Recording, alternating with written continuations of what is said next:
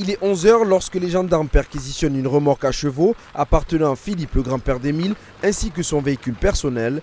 Quelques heures avant la fouille des enquêteurs de la section de recherche de Marseille dans leur maison à la Bouilladis, Philippe et Anne Vedovini, les grands-parents maternels d'Émile, ainsi que leurs enfants, oncles et tantes du petit garçon de 2 ans, ont été interpellés. Dès 6 h du matin, ces 4 personnes sont donc placées en garde à vue pour homicide volontaire et recel de cadavres.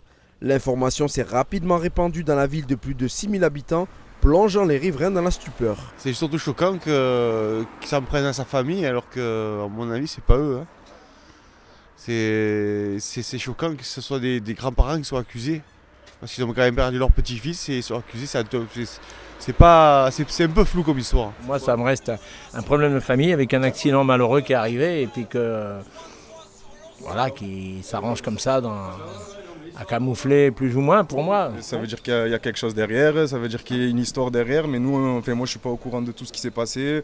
On a suivi par la télé, par tout ça, mais après voilà, on est un peu dépassé par ce qui se passe. Tout le monde est bouleversé, quoi. En fait, malgré que que l'enquête soit ouverte depuis presque 1 an maintenant, qu'on pensait en fait avoir terminé avec ça et qu'en fait c'est pas fini, quoi. Un énième rebondissement dans cette affaire, cela intervient 2 semaines après la découverte de taches de sang sur une jardinière située devant la chapelle du Haut-Vernay.